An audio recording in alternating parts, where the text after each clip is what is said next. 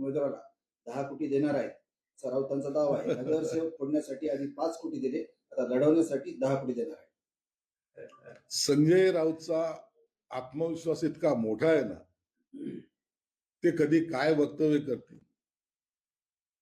Helicopter मधून बॅगा गेल्या, करोडो रुपये त्याच्यातून गेले. आकडा काही सांगायची बातमी तयार करणे हे संजय राऊतचा व्यवसाय आहे. जर तुम्हाला भीती काय वाटते एकनाथ शिंदे साहेबांच्या नेतृत्वाची, शिंदे साहेबांकडे 10,000 कोटी रुपये आहेत. याच महाशयाने इलेक्शन कमिशनरला 2,000 कोटी रुपये दिल्याचा दावा केला होता. पोकळ दावे करणे, वावड्या उठवणे आणि कुणाला तरी बदनाम करणे यामध्ये एक निश्चित आहे की एकनाथ शिंदेची ताकदीची जाणीव त्यांना झालेली, आणि त्या जाणीव पोटी ही जी काही भीती निर्माण झालेली आहे त्या भीतीपोटी त्यांनी केलेले ते वक्तव्य आहे. एक निश्चित आहे, एकनाथ शिंदे साहेब हे कार्यकर्त्याच्या मागे ज्या हिमतीने उभे राहतात, ज्या ताकदीने उभे राहतात, या महाराष्ट्रातल्या सर्वसामान्य माणसांनी पाहिलेलं आहे. मग ती नगरपालिकेची निवडणूक असो की एखाद्या कार्यकर्ता आलेलं संकट असो, निवडणुकीपुरतं एकनाथ शिंदे साहेबांनी कधीही राजकारण केलेलं नाही. म्हणून एकनाथ शिंदे साहेब ज्यांच्या बरोबर आहेत ते बिंदासपणे आणि खंबीरपणे उभे राहतात. हा महाराष्ट्राला आलेला अनुभव आहे. म्हणून मुंबई महानगरपालिकेमध्ये एकनाथ शिंदे साहेब चमत्कार घडवतील ही भीती त्यांच्या मनात आहे.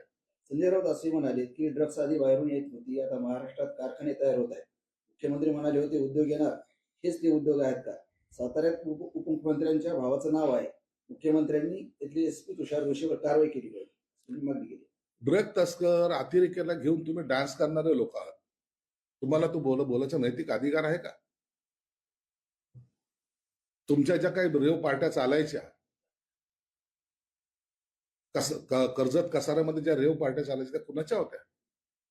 म्हणून तुम्ही आता ह्या विषयावर जास्त खोलात जाण्यापेक्षा तुम्ही केलेले पाप आता थोडंसं धुवायचा प्रयत्न करा, त्यातच तुमचं भलं आहे.